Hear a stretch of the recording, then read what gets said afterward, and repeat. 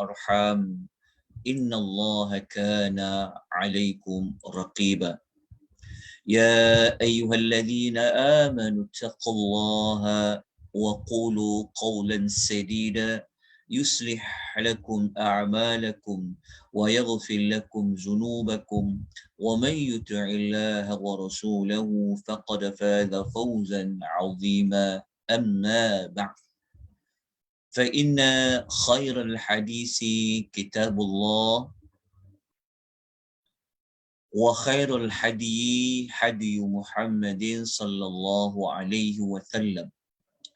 Sesungguhnya sebaik-baik perkataan adalah kitabullah dan sebaik-baik petunjuk adalah petunjuk Nabi Muhammad sallallahu alaihi wasallam. Wa syarrul umuri muhdatsatuha. Seburuk-buruk perkara adalah yang diada-adakan. Fa inna kulla muhdatsatin bid'ah. Setiap yang diada-adakan itu adalah bid'ah. Wa kulla bid'atin dhalalah, dan setiap yang bid'ah itu adalah sesat. Wa kulla dhalalatin finnar, dan setiap kesesatan itu tempatnya adalah di dalam neraka. Amma ba'd. Assalamualaikum warahmatullahi wabarakatuh. Muslimin dan muslimat rahimani wa rahimakumullah, tuan-tuan dan puan-puan yang Allah rahmati, lagi Allah kasih sekalian. Alhamdulillah, pada pagi Jumaat ini kita dapat dipertemukan sekali lagi oleh Allah Subhanahu wa taala di atas talian Zoom ini, sama ada yang menyaksikan di FB Akademi Tadabbur Malaysia, sama ada di Zoom. Walaupun kita tidak bersemuka, namun ia juga termasuk dalam majlis zikir. Kita bersyukur kepada Allah kerana Allah telah melapangkan dada kita. Allah memberikan kita petunjuk, Allah memberikan sentiasa kepada kita at-taufiq, iaitu bimbingan untuk kita meluangkan waktu untuk kita berusaha membaca hadis-hadis Nabi SAW yang dikumpulkan oleh Al-Imam An-Nawawi rahimahullahu ta'ala alaih dalam kitab Riyadu As-Salihin.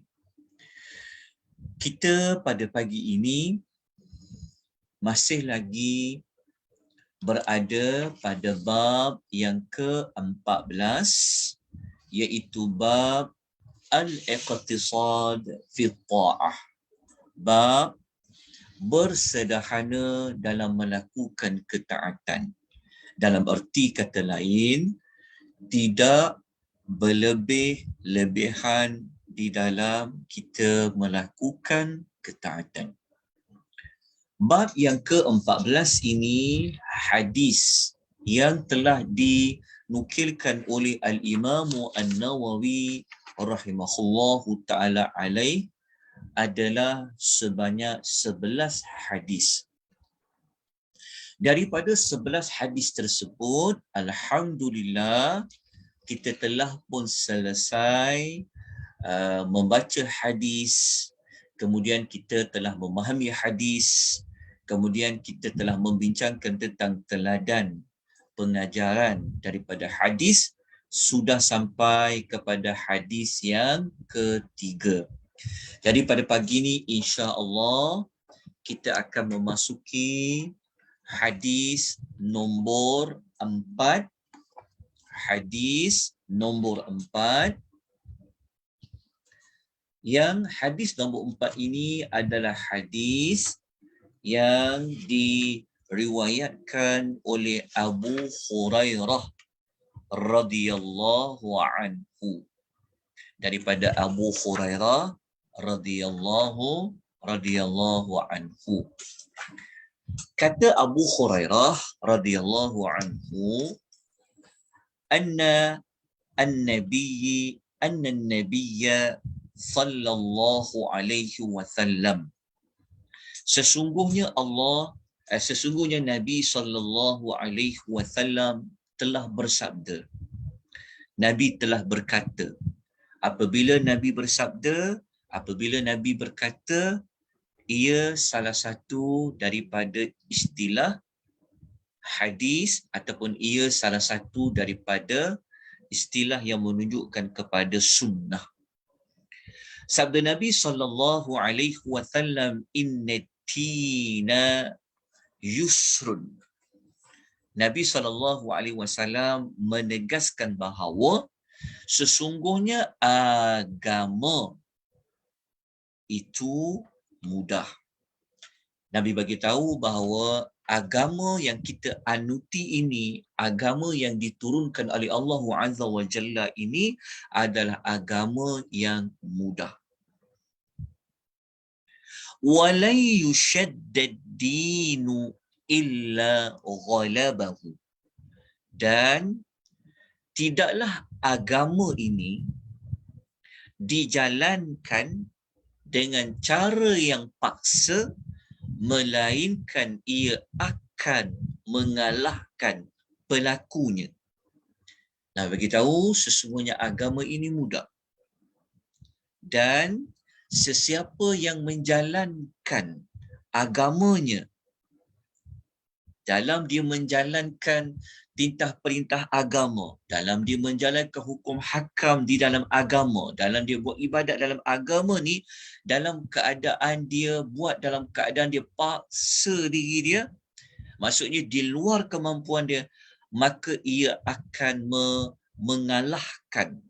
Maksudnya ia akan menyebabkan pelaku yang buat ibadat tadi itu akan berhenti untuk buat ibadat, akan mengalahkan orang nak buat ibadat tu. Kemudian Nabi SAW bersabda lagi, fasaddidu. Nabi kata, maka bersikap luruslah. Bersikap lurus ni, saddidu. Nabi kata dalam hadis tu berkata, fasaddidu. Bersikap luruslah. Bersikap lurus ni membawa makna kita sentiasa konsisten berada jalan yang lurus, maknanya bersikap luruslah, berada pada jalan yang lurus, okey, jalan yang lurus. Dalam erti kata lain, inilah di antara makna fasaddidu, membawa makna kita buat amal ni, maknanya kalau luruskan macam teruskan, kalau maka berjalan lurus maknanya lurus jalan terus dia berjalan. Lurus dia berjalan tu membawa makna juga kepada kita ini dalam buat amal, kita teruskan buat amal. Jadi nak teruskan buat amal tu, ia mesti dilakukan dalam keadaan kita tidak berlebih-lebihan, kita juga tidak mengurangi dia. Contohnya Allah menyuruh kita solat 5 waktu. Contoh. Okey, so kalau kita buat solat 5 waktu, kita berada pada jalan yang lurus. Jadi kita kena sentiasa teruskan solat tu. Teruskan solat tu. 5 waktu, 5 waktu. Okey. Tidaklah kita menguranginya, tidaklah kita melebihinya jika kita memang tak mampulah. Tapi kalau kita mampu, kita buatlah sunat tu. Tapi kalau kita tak mampu, kita buat dengan mana yang kadar kita mampu, menyebabkan kita akan sentiasa tidak meninggalkan salat. Itu maksudnya jalan yang lurus, saddidu. Kemudian Nabi SAW menyebutkan lagi waqaribu. Ya, waqaribu. Waqaribu ni maksudnya adalah mendekatlah. Waqaribu, mendekatlah kalian. Mendekatlah kalian membawa makna buatlah yang sempurna. Waqaribu membawa maksud mendekatkanlah kepada kesempurnaan. Maknanya kalau kita buat ibadat ini, kita buat dengan nak mencapai kepada yang sempurna. Kalau kita tak mampu nak buat kepada yang hampir sempurna, tak mampu nak kepada kesempurnaan, kita pergilah kepada yang hampir kepada sempurna. Sebab tu dikatakan perkataan waqaribu, dan menghampirilah kalian, membawa makna apa? Membawa makna ibadat ni kita buat sempurna. Tapi kalau kita tak mampu nak buat dalam keadaan yang sempurna, kita cuba buat yang paling hampir kepada sempurna. Itulah waqaribu. Lepas tu Nabi pesan lagi. Nabi kata wa abshiru. Wa abshiru, Nabi mengatakan dan bergembiralah kalian. Bergembiralah kalian ini membawa maksud kita ni dalam hidup, kita ni digalakkan untuk menyampaikan berita-berita gembira kepada orang lain. Sebab tu Nabi melarang kita bersedih-sedih. Nabi, sebab itu kita ni memang hidup kita, Nabi suruh kita wa abshiru, bergembiralah kalian. Sebab tu kita dianjurkan untuk mengucapkan takziah supaya apa? Supaya dapat gembirakan orang itu, tenangkan dia. Begitu juga dalam hidup kita, kita selalu kena menyampaikan berita-berita gembira kepada rakan-rakan kita. Berita gembira ni juga kalau dalam kita menyampaikan dakwah, kita tidaklah menyedihkan orang itu semata-mata tanpa kita tak bagi dia berita gembira. Contoh, kalau macam orang bertaubat kan, contohnya orang yang berdosa. Jadi orang berdosa ni dia kena bertaubat. Jadi kalau kita tahu rakan kita tu dia berdosa, jadi dalam kita memberi nasihat kepada beliau, kepada rakan kita tadi itu, kita lakukan dalam keadaan kita menggunakan pendekatan menggembirakan dia. Macam mana menggembirakan dia? Kita kata dosa yang dibuat itu Allah Maha Pengampun. Allah tak pernah menolak mana-mana taubat manusia. Jadi itu contoh dalam kita menggembirakan orang lain. Jadi perkataan wa abshiru, menggembirakan. Okey, jadi dekat sini hadis ni dia pendek tau. Tapi walaupun Nabi sebut tu dia pendek, tapi dalam setiap pesanan Nabi tu dia pesanan yang dia menyeluruh sebenarnya. Okey, jadi kita berhenti dekat wa abshiru sekejap sebab saya nak ulang balik pada yang mula. Mula-mula Nabi kata agama ini yusrun. Sesungguhnya agama ini mudah. Bukan membawa maksud kita kena bermudah-mudah. Agama ini mudah dari sudut ajarannya, syariatnya. Kita ambil contoh. Kita ambil contoh macam kalau kita solat kan, kalau kita buat ibadat solat, kita disuruh solat berdiri. Tapi kalau kita tak mampu berdiri, agama ni mudah. Maka agama memberikan solusi lain. Duduklah kalau tak mampu berdiri. Mudah tak? Kalau tak mampu nak duduk juga, faqa'idan. Kalau tak mampu kita duduk mengiring. So agama ni mudah. Macam ibadat solat juga kan. Walaupun kita kepenatan berjalan bermusafir berjuta-juta batunya, Islam memberikan ruang pendek kalau solat tu. Kalau 4, buat jadi 2, qasar, contoh. Bahkan dibenarkan pula untuk menggabungkan solat. Kenapa? Kerana agama Islam ini mudah. Kita bukan bermudah-mudah, tetapi Islam ini mudah ajaran dia. Kalau macam ibadat zakat, zakat bukan kena keluar tiap-tiap bulan. Contoh, zakat walaupun wajib dikeluarkan, dia bergantung kepada macam mana pendapatan, macam mana pembelanjaan, dia mengambil kira begitu. Bukan zakat ni berapa banyak kau dapat duit, berapa banyak sumber rezeki kau keluarkan semua. Tak, Islam tidak seperti itu. Menunjukkan Islam ini mudah. Zakat tetap kena zakat, tapi ajaran pada zakat itu mudah. Kalau macam ibadat puasa, Kita tahu puasa ni berat. Kita terpaksa meninggal aktiviti kita makan dan minum pada siang hari. Jadi Islam ni mudah. Kita hanya puasa hanya 30 hari je dalam setahun. Bukan tiap-tiap hari kena puasa. Lepas tu Islam berikan waktu untuk dia berbuka. Mudah Islam. Islam ni mudah.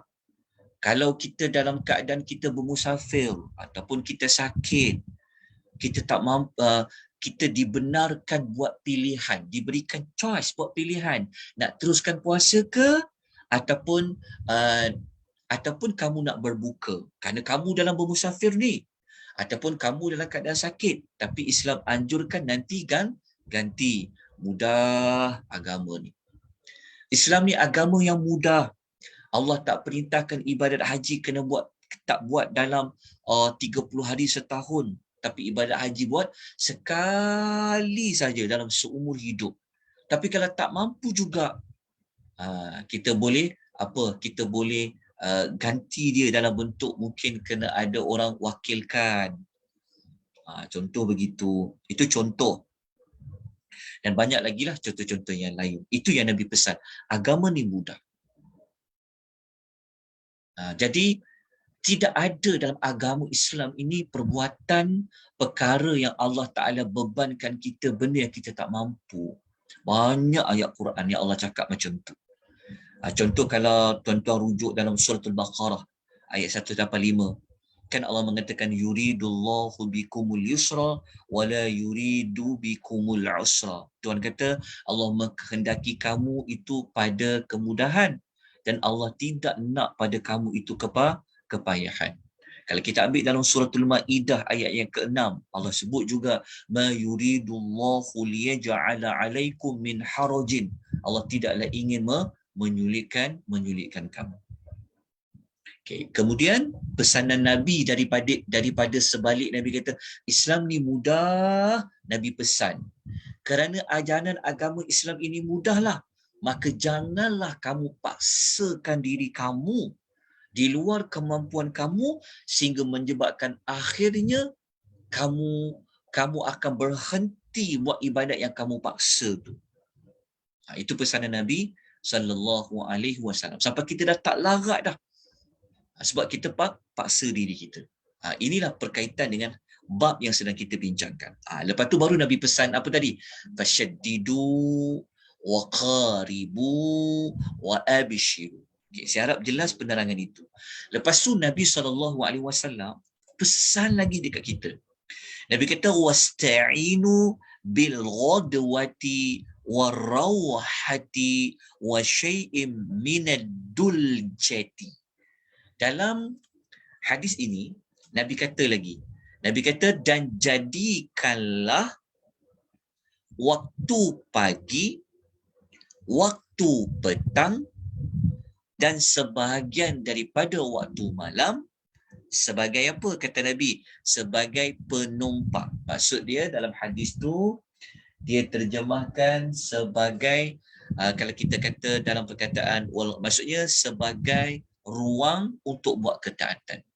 Nabi tak cakap pun satu hari daripada pagi sampai ke malam gunalah untuk ketaatan. Tak. Nabi pesan, Nabi kata engkau ada pilihan. Nabi kata jadikanlah waktu pagi ke, waktu petang ke, sebahagian daripada waktu malam ke untuk kamu buat ketaatan. Ini hadis riwayat Bukhari. Kita di sini kita nampak bahawa agama Islam ni bukan agama yang ekstrim. Nak buat ibadat pada Allah ni sampai kena buat 24 jam. Lepas tu tidak ada macam tidak ada sampaikan macam kita sebut contoh agama tadi mudahlah pada puasanya, pada solat dan sebagainya. Okay. Kemudian dalam matan dalam lafaz hadis yang lain Nabi SAW menyebut perkara yang hampir samalah daripada lafaz yang pertama tadi. Nabi kata syaddidu, bersikap luruhlah kamu. Bersikap lurus ni membawa makna apa? Bersederhanalah kamu. Buatlah setakat mana yang mampu. Wa qaribu, mendekatkanlah diri kamu kepada hampir. Mendekatkanlah diri kamu kepada kesempurnaan. Maksudnya kalau kita tak mampu buat sempurna, cuba buat kepada hampir yang sempurna. Waghdu wa ruhu wa syai'un minad duljah. Nabi kata, pergunakanlah waktu pagi, waktu sore, iaitu waktu petangnya, dan sebahagian dari waktu malam. Dan lepas tu Nabi kata al-qasda tablughu, bersikap sederhanalah, nescaya kamu akan sampai kepada tujuan. Bersederhana kita akan sampai kepada destinasi, sampai kepada tujuan. Umpama Nabi SAW, kalau kenapa Nabi kata macam Nabi kata qasda, Nabi kata bersederhana sampai kepada tujuan. Nabi nak buatkan analoginya kita, kalau kita nak pergi satu destinasi yang jauh, kan jauh. Jadi kalau nak sampai ke tempat yang jauh tu, seolah-olahnya bersederhana tu maksudnya, kalau kau penat, kau rehatlah. Take 5 kan, contohnya. Mungkin habis setengah jam, rehat dulu. Sambung balik. Okey, lepas tu jalankan terus, nanti sampai kepada tujuan. Maka dalam beribadat tu pun macam tu juga. Jadi kalau kita buat ibadat ni, buat dalam keadaan kita ada semangat, kita ada kemampuan, kita buat. Kita tak boleh nak paksa. Macam dalam kita nak tempuh pada satu perjalanan lah. Kita dah tahu dah kita ni memang kita perlu berehat, kan. Ada limit dia, kena stop ni, nak mandu ni. Tapi kalau kita paksa terus, nanti kita tak sampai kepada destinasi kita. Tak sampai tu mungkin berbawa makna apa? Mungkin kita memang dah patah semangat dah, kan, nak pergi ke tempat yang kita nak tuju pasal kita memang tak larat dah. Ataupun mungkin kita aksiden tengah jalan ke, dalam keadaan mandu, keadaan mengantuk ke, boleh jadi. Sebab tu Nabi tak bagi. Jadi Nabi buat macam Nabi berpesan, kalau sederhana, nanti sampailah kepada tujuan. Kita akan tengok pada dalam matan hadis tu, dia ada dua kan, dia ada dua lafaz kat situ.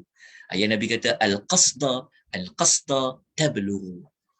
Soalannya macam buat mana yang mampu, sederhana, sampailah kamu nanti pada tujuan.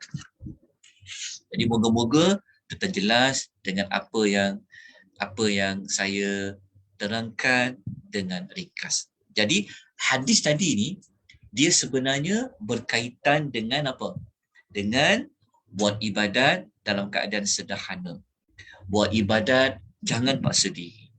Buat ibadat ni tak perlu kita tumpu waktu kita sepanjang hari buat ibadat. Kan? Contoh macam baca Quran. Kamu rasa semangat, kamu rasa bagus nak baca waktu bila?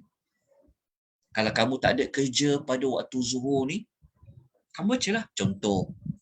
Itu Nabi bagi pilihan. Bukan setiap waktu tu baca Quran saja. Contoh macam tu. Nanti kita baca hadis lain, kita akan lebih nampak lagi, insya-Allah. Lebih ada perincian dia. Jadi hadis ini, nombor 4 ni, dia hadis nombor 4 yang kita baca ni, ia ada mengandungi beberapa pengajaran. Okay.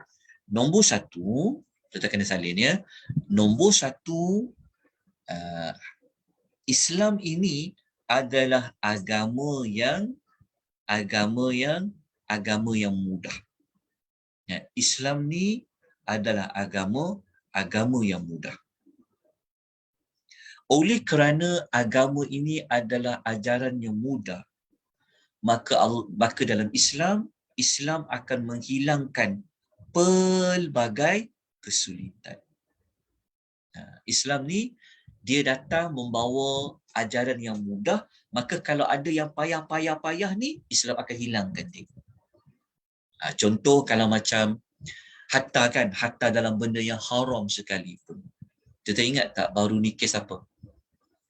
Kes orang tukar jantung dia dengan jantung haiwan kan? Betul kan? Dia tukar dengan jantung haiwan contohnya kan. Jantung apa? Jantung khinzir kan. Kita baca isu baru ni kan. Islam benar kan? Islam ni bukan agama yang fix, yang macam tak, kau tak boleh ambil jantung haiwan, kau kena ambil jantung manusia juga. Haiwan tu pula haiwan sekian-sekian. Khinzir kan, tak boleh. Tak, agama tak macam tu. Islam bukan agama yang dia berada dalam satu situasi saja. Contoh kalau kita dah tak ada pilihan nak makan apa sekarang ni kan, lapar ni, aku boleh jatuh kepada sakit ni contoh kan. Tak ada makanan lain melainkan makanan yang haram yang perlu kita makan contoh kan. Maka Islam ni walaupun dia kata tak boleh makan benda yang haram, tapi sebab dah tak ada pilihan, maka Islam melonggarkan. Apa tak? Islam melonggarkan yang haram tadi menjadi dibolehkan. Sebab apa? Sebab nak menjaga nyawa. Itu antara contoh kepada teladan pertama, Islam ni adalah agama yang mudah. Kerana ajaran Islam ini datang dalam bentuk syariat yang mudah, maka Islam ini dia akan menghilangkan mana-mana yang akan memayahkan kepada umatnya. Inilah istimewanya agama Islam. Agama umat Nabi SAW. Jadi bertuah kita berada dalam keadaan Islam. Sebab tu kita tengok kadang-kadang hukum ni, tata cara ibadat ni dia berubah. Yang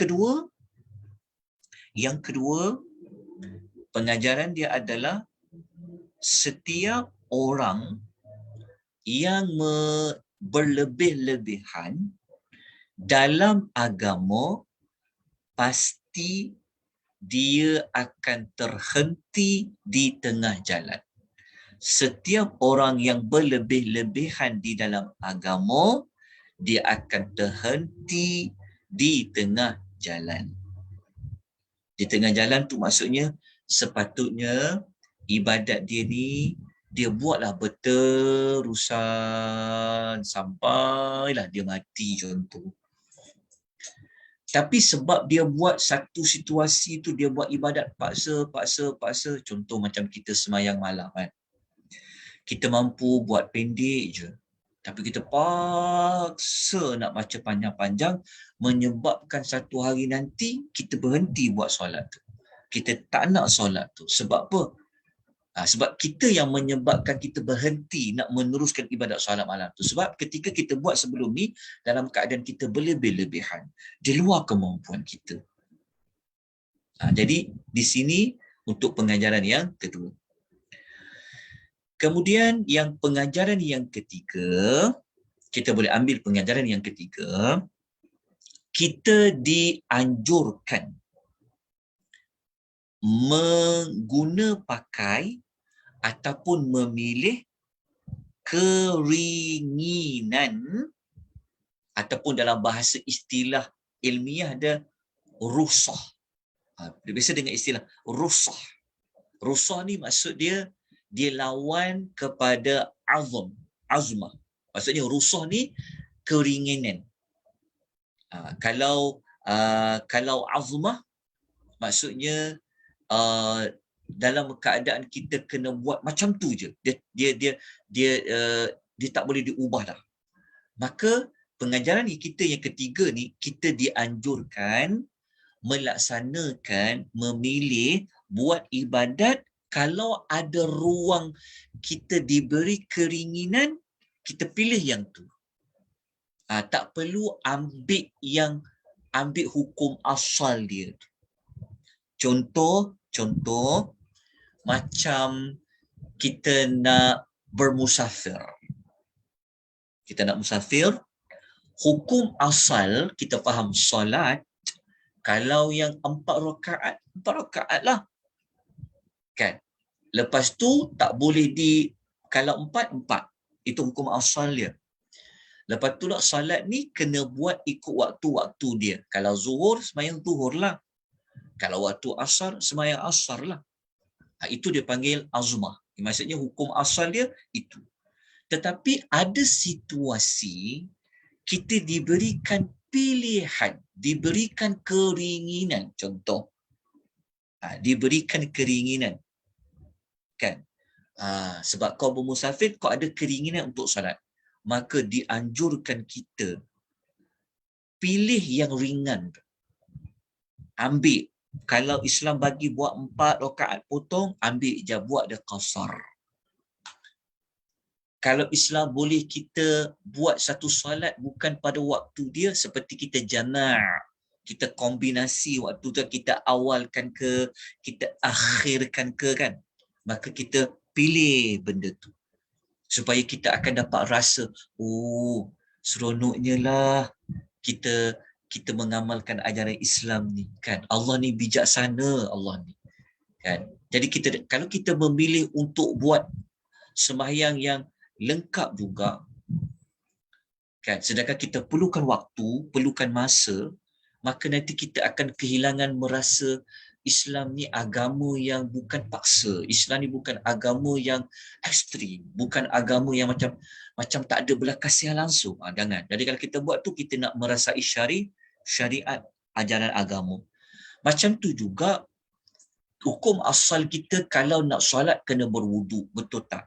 Berwuduk kena guna air, betul tak? Kita tak boleh kita bertayamum kalau kita ada air tu. Tapi dalam setengah keadaan kita tak boleh nak guna air tu. Kita tak boleh, kerana kalau kita guna air tu akan menyebabkan, mendatangkan risiko mudarat pada tubuh badan kita. Maka ketika itu kita memilihlah menggunakan keringinan. Dah tak boleh guna air, maka guna apa? Maka gantikan dia dengan tayamum. Jadi adalah satu perbuatan salah, kita paksa diri kita, guna tak? Tak, aku nak guna juga air. Aku tak nak pilih tayamum. Menyebabkan kita jatuh mudarat, kita bertambah buruk lagi keadaan kita. Itu bukan ajaran agama. Nampak tak? Kan tadi Nabi sebut pada kita awal, agama ni mudah. Okey. Jelas kat itu contoh yang saya yakin ia boleh memahamkan kepada tuan-tuan dan puan, kalau kita ada pilihan dalam agama, kita ambillah yang pilihan itu. Dianjurkan untuk kita memilih, supaya kita tak rasa agama ni beban sangat. Seperti mana ibadat puasa lah. Kalau kita bermusafir jauh ni, kita penat ni, kan? Kalau kita teruskan puasa, nanti akan menyebabkan kita ngantuk, mungkin kita bawa kereta tu akan membahayakan diri kita, contoh. Sedangkan agama ni dia memberikan kita pilihan, kau boleh berbuka, tapi kita punyalah nak puasa juga, menyebabkan apa? Datang kepada keburukan. Kita jangan salahkan agama, sebab puasalah dia sekian. Tak, agama tak macam tu. Agama ni mudah. Tapi sebab kita yang memilih jalan yang keras, memilih jalan yang hukum asal dia, sedangkan ada pilihan macam tu. Okey, jelas tuan-tuan ya, untuk contoh bagi pengajaran yang ke 1, 2, yang ketiga. Okey. Yang keempat, kita bersederhanalah ya dalam kita beribadat kepada Allah Subhanahu wa taala. Bersederhana tu maksudnya ikut kemampuan kita. Lepas tu dalam bersederhana tu pula, Islam menganjurkan kita ikut waktulah. Pagi, petang, malam, macam Nabi sebut pembahagian hari-hari tadi. Contoh kalau macam kita nak mengikuti majlis ilmu, contoh kan. Kita nak belajar, nak faham agama ni, nak dekatkan diri dengan Allah ni melalui majlis ilmu. Islam bagi pilihan. Jangan ketika kita ada kerja ni, kita ada kerja yang perlu kita selesaikan, tapi ada majlis ilmu ni. Islam bukan sampai kau tak payah buat urusan dunia tu, kau duduk majlis ilmu juga. Sehingga menyebabkan kerja yang kita diamanahkan itu terabai ke dan sebagainya. Tak, agama tak macam tu. Agama bagi pilihan. Jadi kalau kita tahu, oh petang ni ada majlis ilmu, oh, esok ada contoh sebagainya, maka kita pilih. Macam kelas kita majlis ilmu kita, mungkin kita ada rakaman contoh. Aku tak boleh ikuti secara langsung ni pagi ni, tapi ada rakaman. Contoh, kita ada kerja nak buat ni pukul 10.30 ni, tapi tak nak terlepas lah belajar ilmu hadis contoh. Tapi kita ada benda yang wajib kita selesaikan. Jadi dalam agama ni kita jangan paksa diri kita, paksa menyebabkan nanti kita kita merosakkan hubungan dengan manusia lain ke, disebabkan kita tak selesaikan tugas kita di Islam bukan seperti itu. Jadi kena pandai memilih ikut kepada kemampuan. Jadi itulah beberapa pengajaran bagi hadis yang keempat. Jadi kita pergi kepada hadis yang kelima. Okey, sebelum tu tuan dengar tak suara saya dengan baik? Jelas tak? Boleh dengar dengan baik tak? Jelas Ustaz. Jelas Ustaz. Oh, jelas. Okey, jelas Oh, baru saya pasang earphone. Tadi tak pasang headphone. Maafkan saya. Saya tengok macam dah pasang. Okey, jelas alhamdulillah, syukur pada Allah. Okey, jadi kita pergi kepada hadis yang kelima. Okey, jumpa tak hadisnya tu dalam buku tu? Jumpa ya? Okey, kita pergi kepada hadis yang kelima. Hadis yang kelima ni adalah hadis daripada Anas radhiyallahu anhu, yang mana Anas radhiyallahu anhu dia berkata, dia cerita, kata Anas ni, ingat ya, Anas ni adalah salah seorang yang selalu berada di rumah Nabi sallallahu alaihi wasallam. Orang yang sangat dekat dengan Nabi sallallahu alaihi wasallam. Jadi Anas ni dia pernah cerita. Dia kata dakhalan nabiyyu sallallahu alaihi wasallam. Suatu ketika Nabi sallallahu alaihi wasallam masuk ke dalam masjid. Maknanya Nabi sampai kat masjid, fa idza hablun mamdudun baina sariyataini. Apabila Nabi masuk ke masjid, Nabi ternampak dalam masjid tu, dalam masjid tu ada dua tiang. Ada dua tiang. Di antara tiang pertama dengan tiang kedua tu ada satu tali. Maksudnya Nabi nampak ada satu tali terikat di antara dua tiang. Nabi nampak dekat celah-celah tiang tu, antara dua tiang tu ada satu tali yang terikat di dalam masjid. Faqala, lantas Nabi SAW bertanya, ma hadzal hablu. Nabi tanya, ini tali guna untuk apa ni? Ni tali apa? Nabi tanya, ni tali apa yang terikat antara dua tiang ni? Qalu, para sahabat yang berada di situ mereka menjawab. Mereka kata, hadza hablun li Zainab. Mereka menjawab, tali yang terikat antara dua tiang ni itu adalah tali miliknya Zainab. Okay, mereka jawab, tali tu tali Zainab tu ya Rasulullah. Tali Zainab yang diikat dari dua tiang tu. Lepas tu mereka menerangkan kepada Nabi, tali tu guna untuk apa? Mereka mengatakan, fa idza fatarat ta'allaqat bihi. Nabi kata, para sahabat jawab, jika Zainab ni dia macam fatarat. Fatarat ni membawa makna kalau dia macam dah letih dah. Dia macam rasa macam malas, rasa macam dah letih. Nak buat ibadat tu dia akan buat apa? Ta'allaqat bihi. Dia akan buat apa? Dia akan pegang pada tali tu. Macam dia dah rasa ngantuk ke, rasa penat dah ibadat tu kan, dia pegang tali tu masa dia solat. Faham tak? Dia gunakan tali tu untuk apa? Untuk dia berpaut. kalau dia sudah berada keletihan? Para sahabat jawab macam tu. Maka adakah Nabi akan membiarkan perbuatan ibadat yang dilakukan seperti itu sampaikan terpaksa berpaut pada tali? Maka Nabi SAW menegur. Nabi kata, hulluhu. Nabi kata, lepaskan tali itu. Nabi kata, buang tali itu, kata Nabi. Lepaskan tali itu, kata Nabi. Liyusalli ahadukum nasyatahu. Nabi kata, hendaklah kalian semua ni, kalau solatlah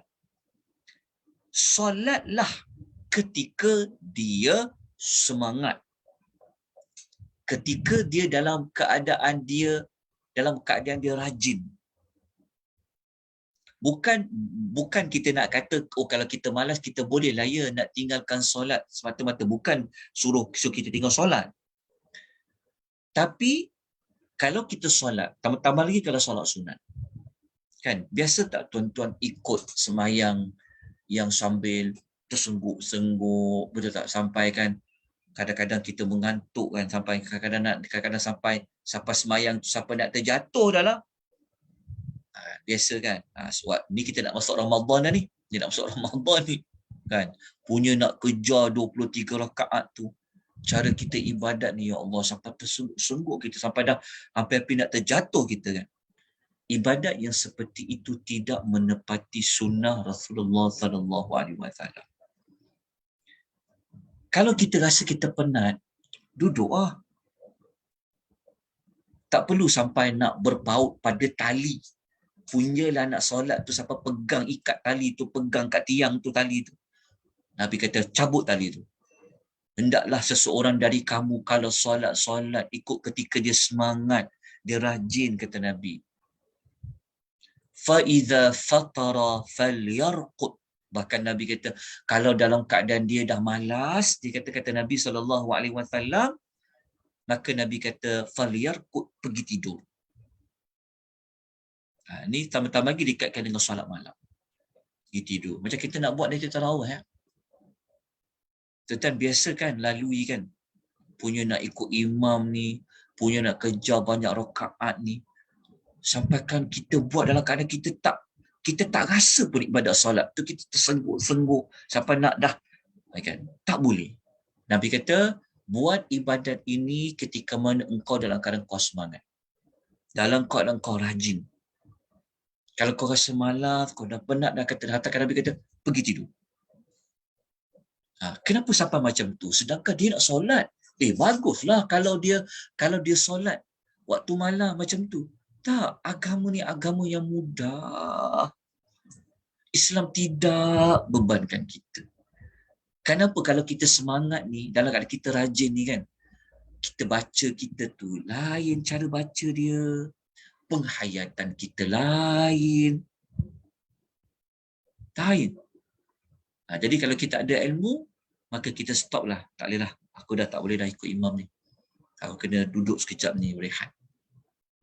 Kan? Biarlah walaupun kita terlepas 4 rakaat ke, tapi kita ada sedikit waktu, kita minum air ke, rehat sekejap duduk, lepas tu sambung balik. Jangan diterus sehingga menyebabkan solat tu dah bukan macam solat. Jadi Nabi pesan kita tidur. Nampak tak?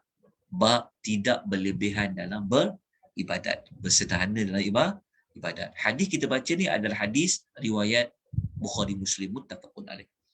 Okey, kita pergi kepada teladan hadis ya, teladan hadis. Yang pertama, dia kena tulis. Daripada hadis ini, hadis kisah Zainab yang ikat tali antara 2 tiang tu, kita dapat belajar apa? Islam ini adalah agama yang penuh dengan kemudahan dan jauh daripada kesulitan. Pertama, Islam ini adalah agama yang penuh dengan kemudahan dan jauh daripada apa? Daripada kesulitan. Ini yang pertama. Yang kedua, lelaki ataupun perempuan boleh mengerjakan salat sunat di masjid. Daripada hadis kisah Zainab tadi, dia sembahyang dekat masjid, sebab tu Nabi masuk masjid. Ada sahabat-sahabat yang lain pun dekat masjid. Zainab pun sembahyang dekat masjid, menunjukkan bahawa dibenarkan lelaki ataupun perempuan kalau nak solat sunat boleh buat di masjid. Dibenarkan.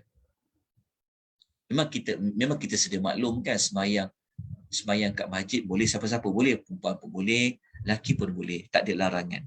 Tapi kalau dia solat sunat, memang lebih afdal dia buat secara tertutup di rumah. Tapi Zainab buat juga dekat masjid. Para sahabat lain pun buat sebab para sahabat duduk kat situ kan. Maka mereka bertanya, apabila Nabi tanya soalan, mereka lah yang menjawabkan kes tali Zainab tadi. Maknanya menunjukkan boleh. Lelaki dan perempuan boleh mengerjakan salat sunat di masjid. Nombor 3, kita dapat belajar dekat sini, kita dituntut mencegah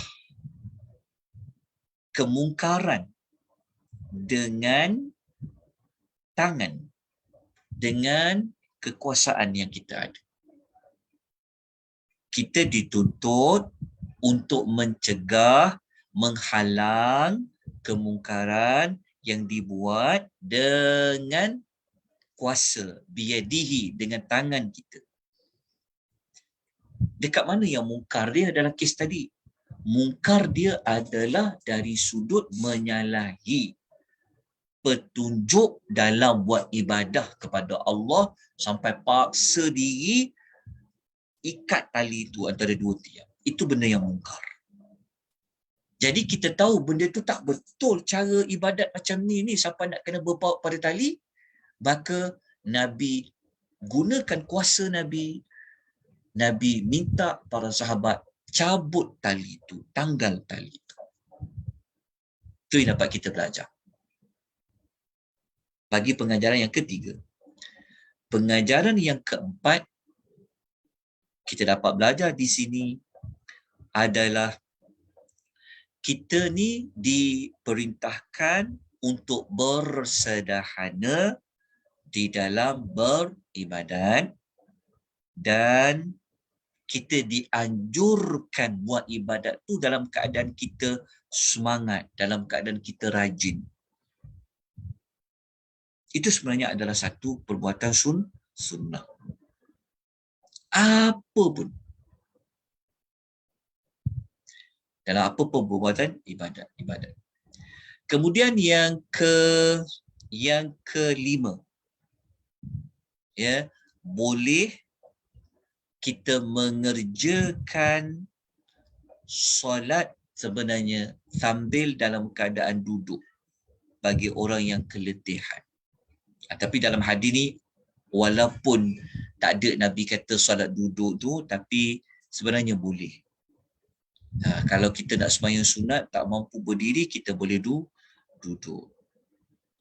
Yang terakhir, kalau kita nak cegah orang daripada satu kemungkaran, kita perlulah bersama kita ilmu lah. Bersama kita ilmu. Itu mungkar ke tak mungkar? Jadi Nabi ni dia tahu. Sebab Nabi kan. Jadi dia tahu itu perbuatan mungkar tu. Paksa-paksa diri sampai berpaut pada tali tu. Jadi kita pun kalau kita nak tahu, nak cegah sesuatu adakah ia mungkar tak mungkar, kita kena ada ilmu lah. Supaya kita tak tersalah dalam mencegah sesuatu perbuatan. Kita bimbang sebenarnya tak salah pun. Tapi kita tersalah di dalam mencegah, menghalang seseorang. Itu pelajaran yang ringkas. Kita pergi kepada hadis yang berikutnya, adalah hadis yang ke-6. Kita baca kepada hadis yang ke-6.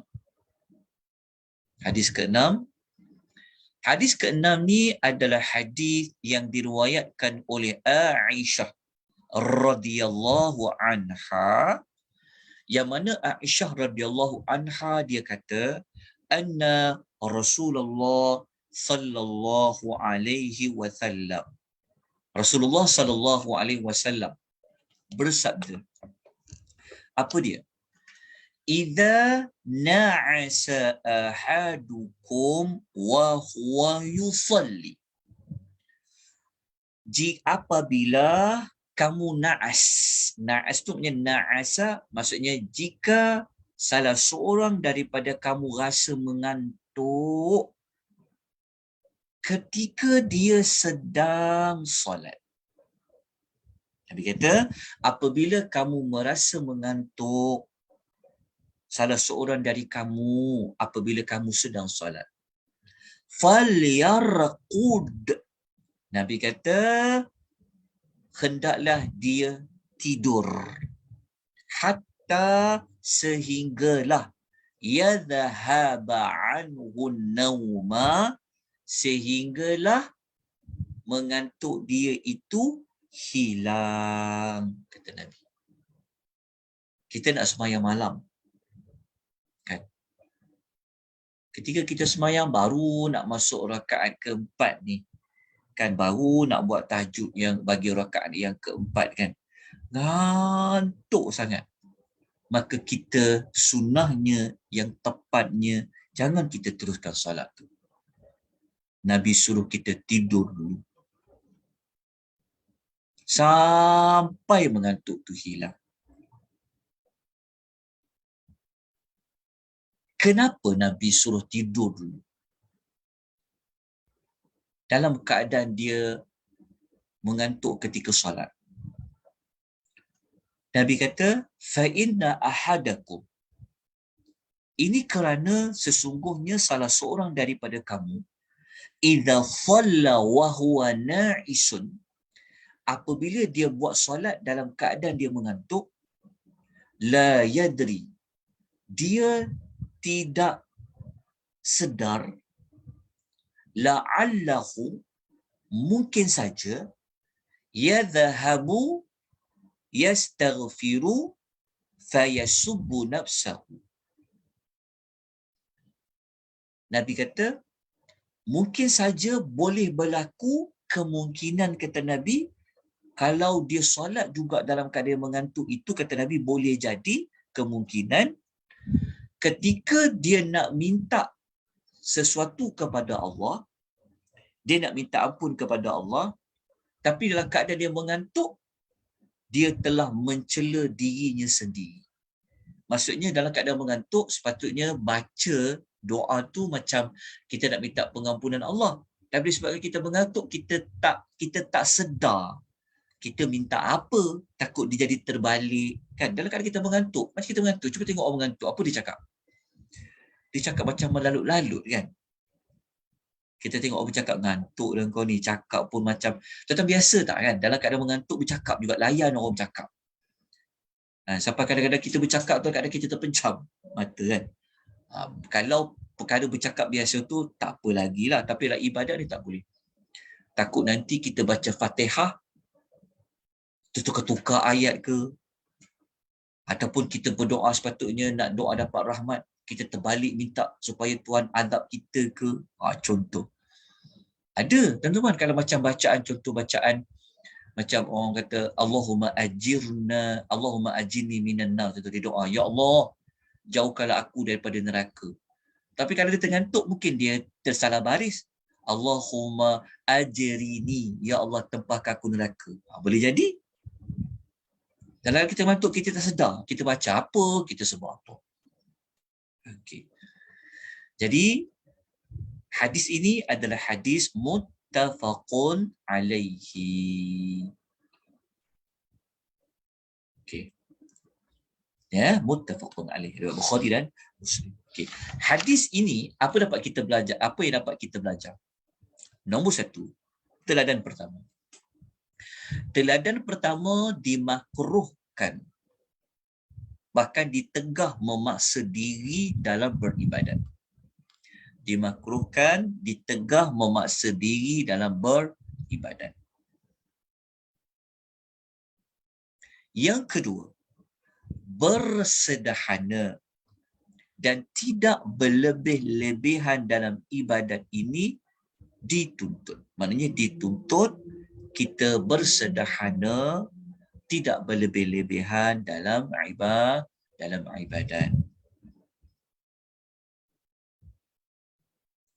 Yang ketiga, daripada hadis ni kita boleh daripada hadis ni kan dia keluar satu kaedah tau. Dia keluar satu kaedah. Pernah dengar tak kaedah saddul az-zara'i'? Bahasa Melayunya adalah menutup segala pintu, segala ruang yang boleh membawa kepada keburukan. Dia dalam Islam ni dia ada para ulama mengeluarkan ada kaedah, dia ada satu formula kan. Ada satu perbuatan yang perbuatan tu kita tak boleh buat dia. Contoh macam ni lah, contoh begini. Macam berzina lah kan, berzina kan. Berzina kita tahu memang tak boleh. Tetapi boleh tak kita lelaki dan perempuan yang bukan mahram berada di tempat sunyi secara berdua-duaan? Contohnya, boleh tak? Boleh tak berpegangan tangan contoh? Boleh tak? Kan Islam larang kan? Maksudnya kita tahu kan? Larang duduk berdua-duaan. Kenapa dilarang duduk berdua-duaan? Kan? Dia bukan berzina pun. Contoh kan? Yang dilarang adalah zina. La taqrabuz zina. Jangan kamu hampiri zina. Dia tidak berzina. Tetapi agama Islam ni dia ada satu kaedah preventif lah. Dia letak satu kaedah untuk pencegahan. Pencegahan, cara nak mencegah daripada bawa kepada zina itu, maka dicegah awal-awal tak boleh duduk berdua-duaan.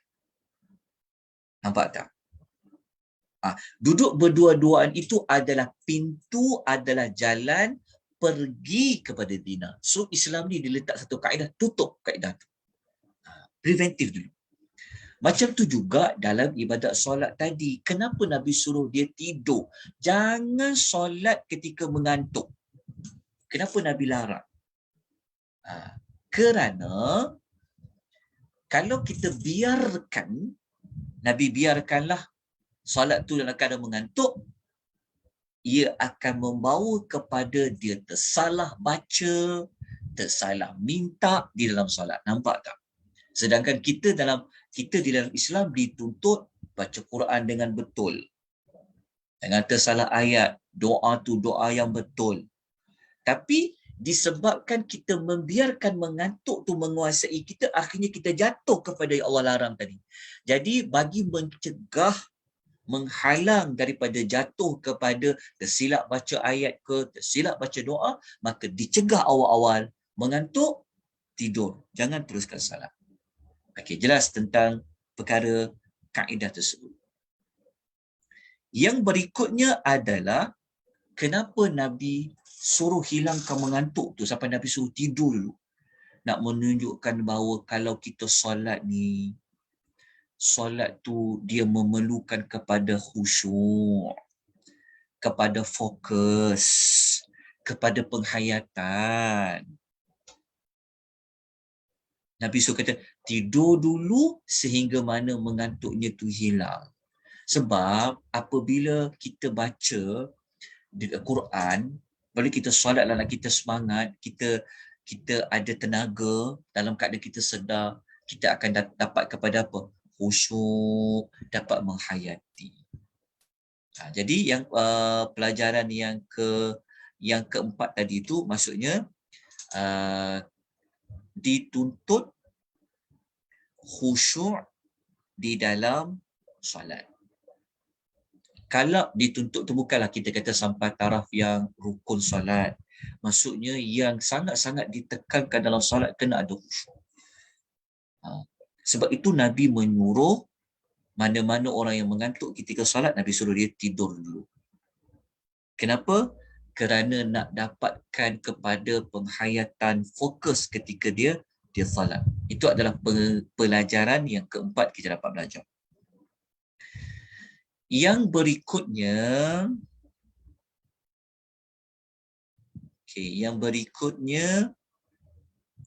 di dalam solat kita memang disunatkan kita berdoa. Sebab tu Nabi sebut tentang takut-takut dia tersalah doa, tersalah minta pula. Menunjukkan bahawa Nabi mengiktiraf bahawa dalam solat tu ada doa. Maknanya dalam solat ini disunahkan untuk berdoa. Untuk berdoa.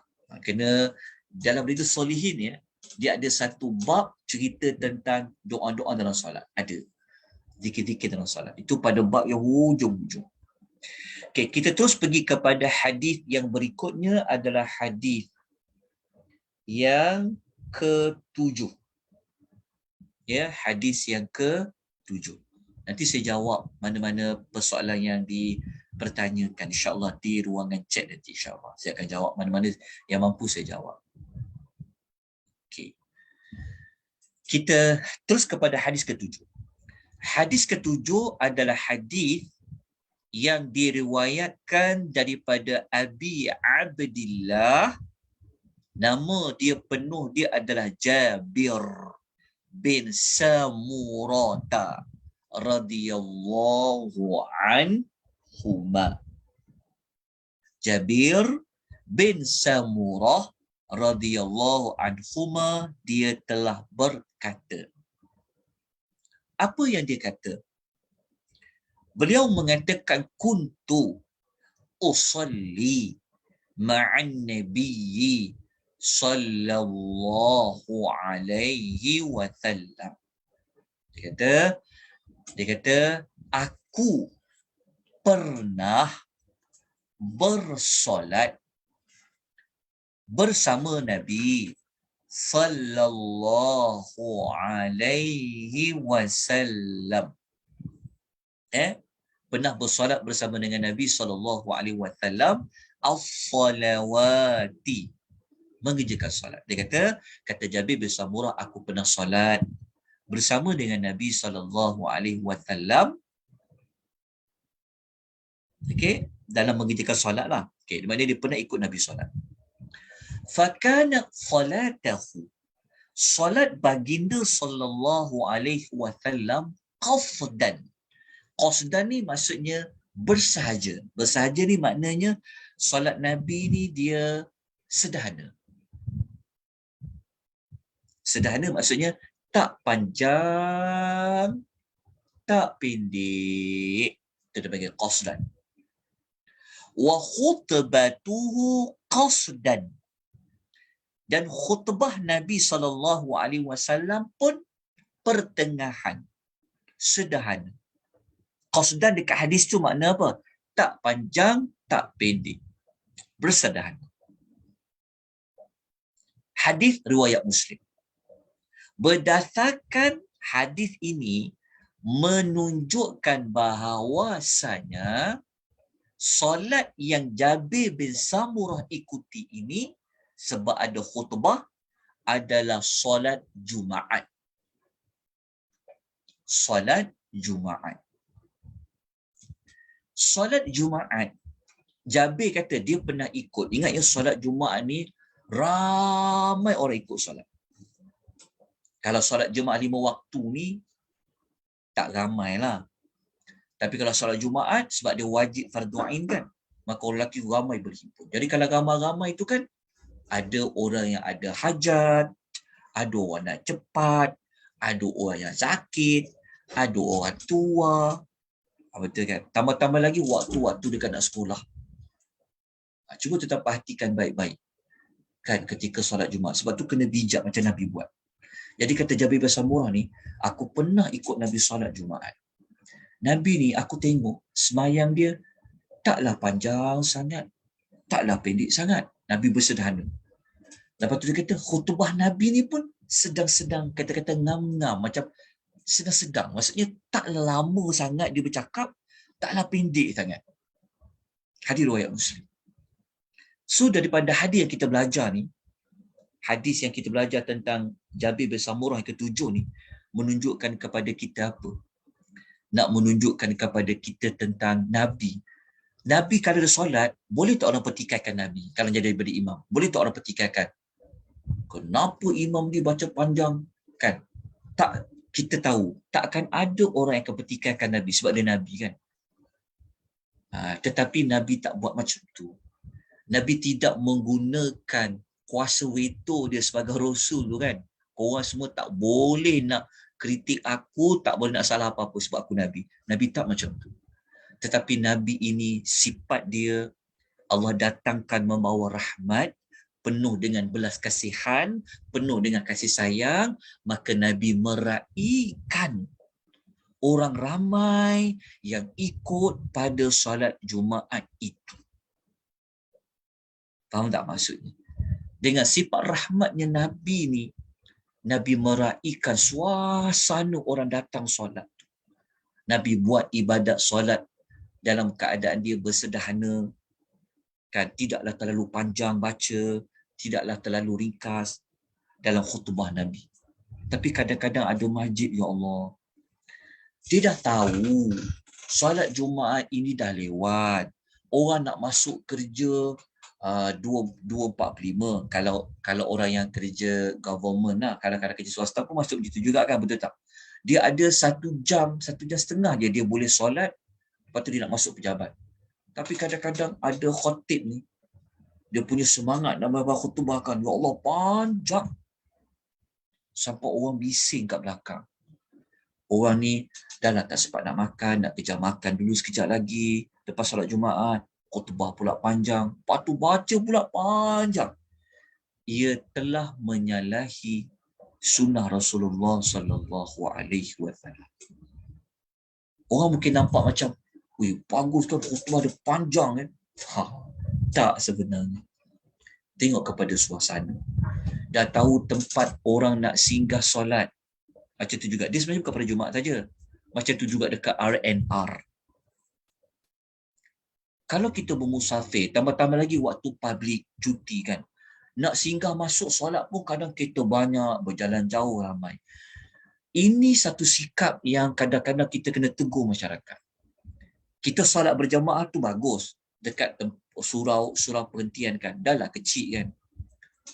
Kita janganlah baca panjang-panjang. Lepas tu, lepas solat tu pula nak berwirid pula panjang, berdoa pula panjang. Tak perlu. Sebab apa? Kesian dekat orang yang sedang beratur nak tunggu masuk turn nak solat. Ambillah hadis ni. Kan? Cuba tuan perasan kan, kadang-kadang kita singgah nak sembahyang dekat surau Petropam kan. Memang surau kecil. Kan? Kita nak solat, nak bergerak cepat, tapi orang tu sembahyang, ya Allah, lama je dia sembahyang. Dia punya berdoa tu punya lama. Itu dia panggil orang yang menyalahi sunnah Nabi. Tapi sangkaan baik kita mungkin dia tak tahu. Tapi kalau kita yang tahu, kita dah belajar hadis ini, maka bersederhanalah kita. Dah tahu orang ramai, maka kita pendekkan baca kita.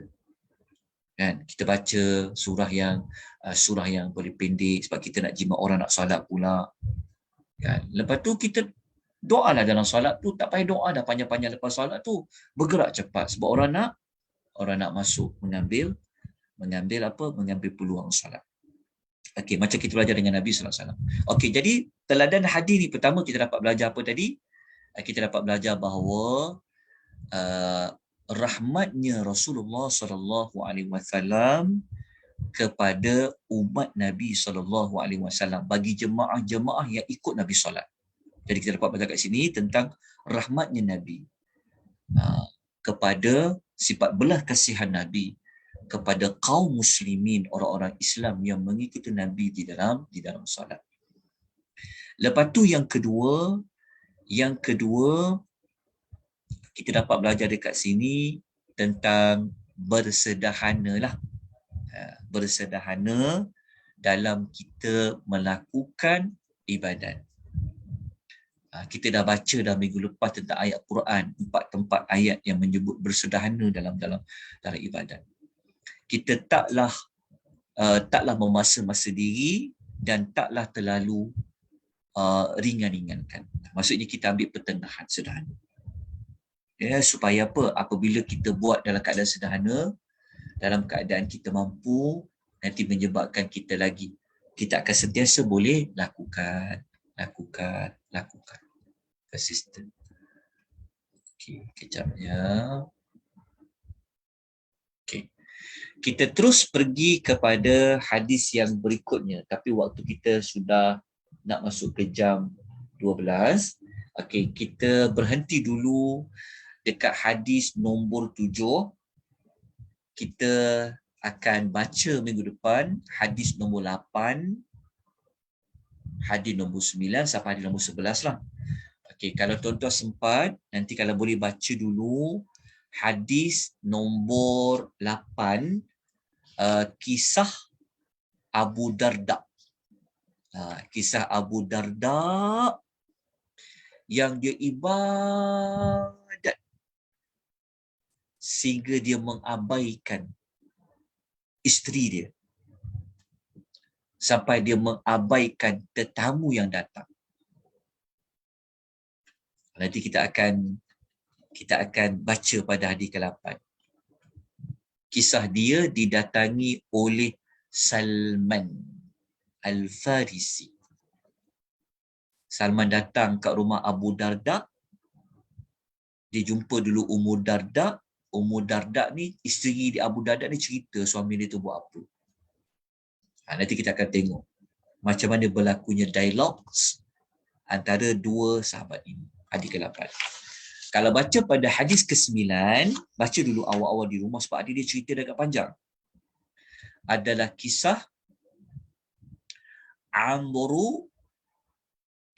kisah Abdullah bin Amr al-As radhiyallahu anhuma yang dia ditegur oleh Nabi SAW dalam beribadat. Dia ni orang muda, rajin, semangat. Kan? Nanti kita akan tengok macam mana dia punya kuat dia nak berazam puasa tu. Sebab dia orang muda, so dia tahu dia mampu. Dia mampu berpuasa dengan lebih lama. Dia mampu baca Quran khatam dalam beberapa hari saja.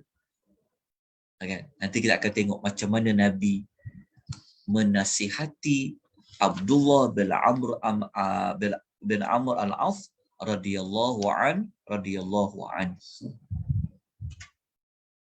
Nanti kita akan tengok macam mana Nabi. Lepas tu kita akan belajar, ada tak puasa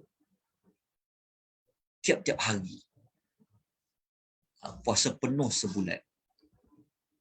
Nanti kita akan belajar pada hadis ni. Kemudian hadis yang ke-10, kita akan belajar hadis tentang Hanzalah yang telah bertemu Abu Bakar Siddiq. Hanzalah ni sahabat Nabi yang dia mati dalam keadaan dia dimandikan oleh malaikat. Hanzalah ni dia bertemu dengan Abu Bakar Siddiq. Yang mereka kedua-duanya rasa macam, kenapalah kita ni, mereka merasa macam mereka ni teruk sangat. Teruk macam mana tahu? Mereka merasa bahawa kalau duduk dengan Nabi ni, mereka selalu ingat Tuhan. Akan menyebabkan mereka ingat akhirat, ingat mati, ingat. Jadi apabila mereka duduk dengan keluarga, mereka rasa macam dunia sangat. Faham tak? Maksudnya seolah-olah mereka rasa macam tak patut. Kalau mereka duduk dengan ahli keluarga, mereka rasa macam tak ingat dah syurga neraka. Seolah-olah mereka tak nak. Maksudnya seolah-olah mereka nak hidup 24 jam ni, ingat mati je. Seolah-olah macam mereka tak nak ada bab dunia dalam hidup dia orang. Faham tak maksud dia? Jadi tengok bagaimana Nabi menegur Abu Bakar dengan Hanzalah. yang ada perasaan seperti itu? Adakah agama ni sampai kita tak boleh nak berhibur? Adakah agama ni sampai kita kena pegang Quran 24 jam? Nanti kita akan tengok macam mana Nabi menasihati Hanzalah dengan Abu Bakar. Ada, kalau tuan-tuan faham hadis ni kan, sebenarnya kita jumpa kawan ada yang macam tu. Macam dia tak peduli dah. Dia tak peduli dah hal ehwal keduniaan dia ni. Kadang sampai rumah pun tak kemas. Contoh, sebab apa? Contoh macam tu. Sampaikan dia dah tak peduli dah. Jemputan-jemputan orang jemput kat luar, contoh kan. Sampaikan dia dah macam dah sampai tinggalkan dah adik-beradik dia. Sebab apa? Sebab dia nak fokus nak ibadat, belajar. Jadi kita akan tengok agama ajar macam mana. Berdasarkan hadis Hanzalah tu. Kemudian hadis yang ke-11, hadis yang terakhir, kita akan baca hadis kisah Nadhar. Kisah Nadhar, seorang lelaki yang dia nak buat ibadat tapi dia buat ibadat melampau-lampau. Dia bernazar nak berdiri di tengah panas. Dia nak berdiri kat tengah panas. Nazar dia. So adakah nazar itu betul? Nanti kita akan baca pada hadis yang ke-11. Mana hadis terakhir itu kita akan bincang tentang nazar. Baik. Tuan-tuan perempuan, kita berhenti dekat hadis nombor 7. Minggu depan kita masuk hadis nombor 8. Jadi saya nak tengok dulu mana-mana ada soalan tak yang saya mampu jawab ya. Setakat yang saya mampu jawab, saya jawab. Kalau saya tak mampu, saya tak jawab lah. Okey, ada soalan bertanya, dia kata, fadilat salat sunat rawatib 12 rakaat akan dibangunkan sebuah rumah untuknya dalam syurga. Benar. Soalannya adalah, jika kita buat tetapi tak istiqamah, contohnya hari ini 12 rakaat, esok 10 rakaat, maksudnya bukan setiap hari, adakah masih dapat fadilat tersebut? Sebab untuk dapatkan fadilat itu, kita kena paksa diri untuk buat 12 rakaat setiap hari. Tapi solat itu jadi kurang berkualiti. Okey. Kalau kita baca hadis solat sunat rawatib, memang Nabi suruh solat sunat rawatib itu dia dibuat setiap hari 12 rakaat. Jadi kalau dalam beberapa peristiwa, kalau kita ada kewajipan lain yang menyebabkan kita tak mampu nak buat, kan, maka kita tunaikan kewajipan yang lain. Dia macam ni, agama ni bukanlah maksudnya 12 tu kau kena buat juga 12 tu. Tapi kalau kita ada beberapa sebab uzur yang Allah Ta'ala mengetahui, macam kita memang sakit, kita memang tak boleh nak solat, kan? Tetapi kita solat, tetapi kita nak dapat 12 tu, Allah masih lagi boleh memberi fadilat seperti itu.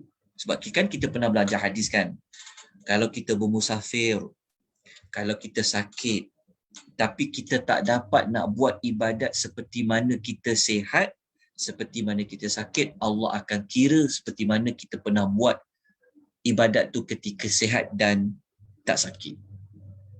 Itu salah satu pengecualian. Maksudnya kita, masa kita sihat, kita semangat, kita tak sakit, kita buat 12 rakaat.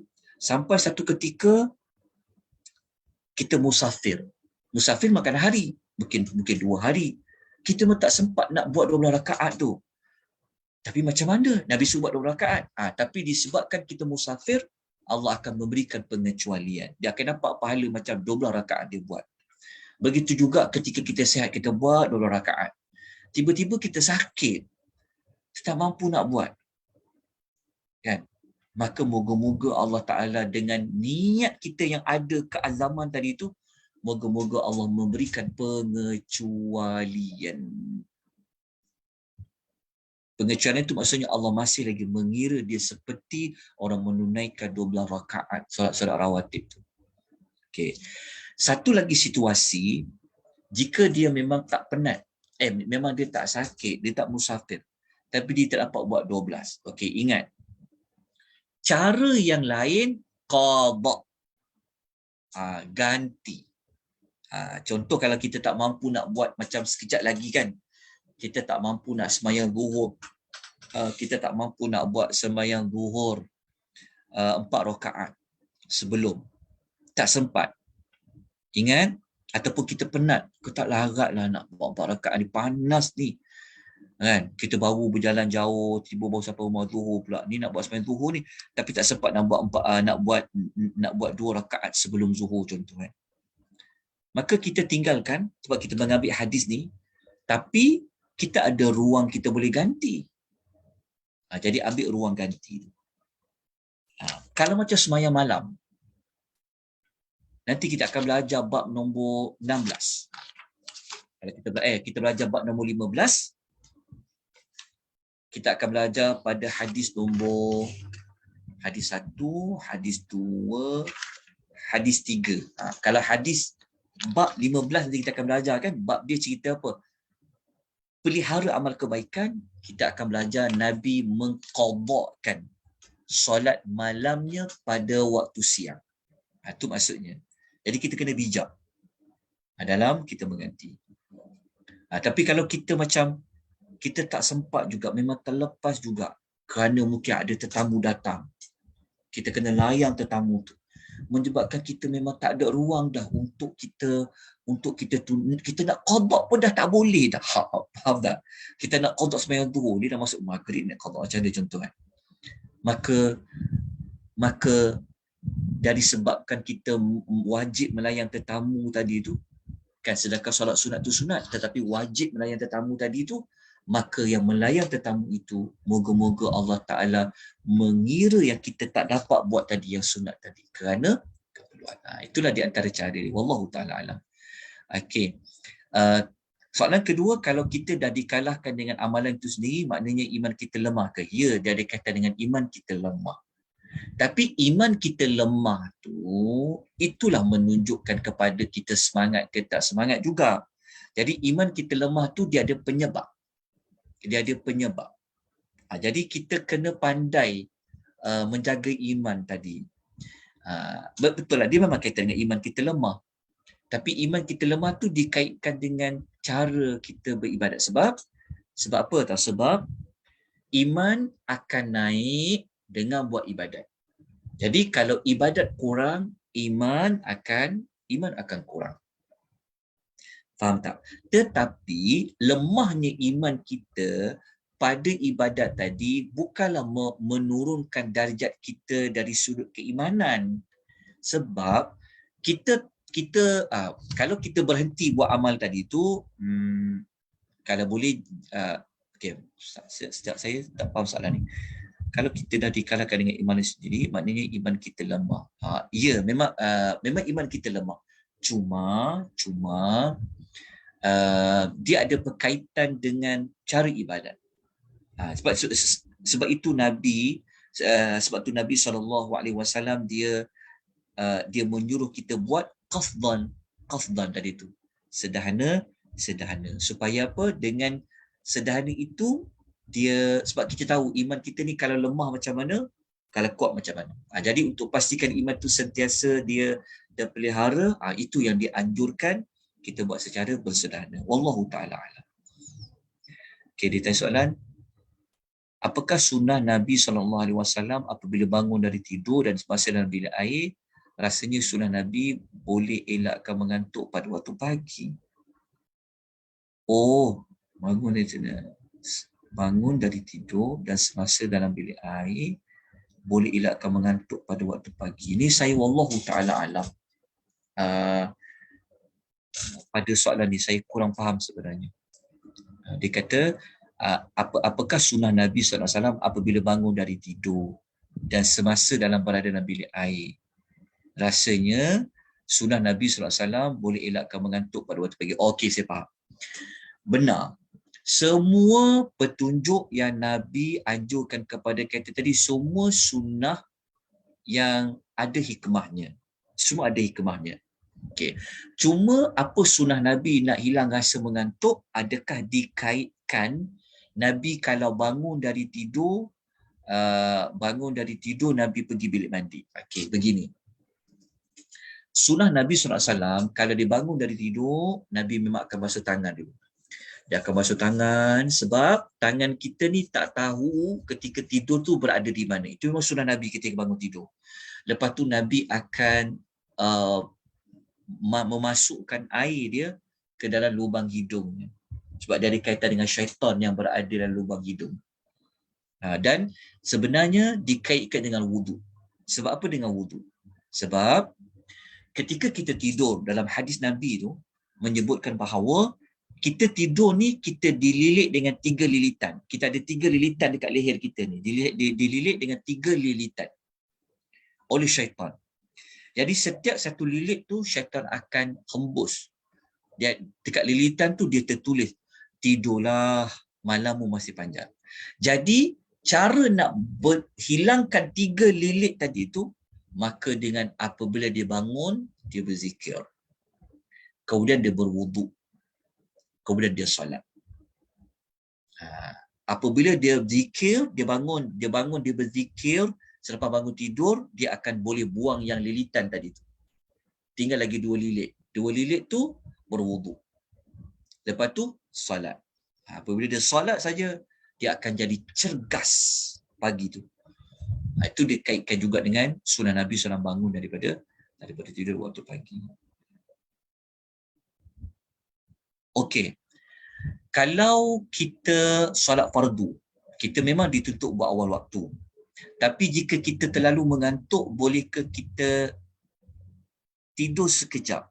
Bimbang akan melewati waktu solat fardu tersebut. Okey. Keadaan dia tengok pada diri kita. Kan? Memang ada. Memang dia sebab tujuan dia untuk khusyuk kan, untuk solat. Dia kalau kita nak solat zuhur kan, memang kita nak solat awal waktu.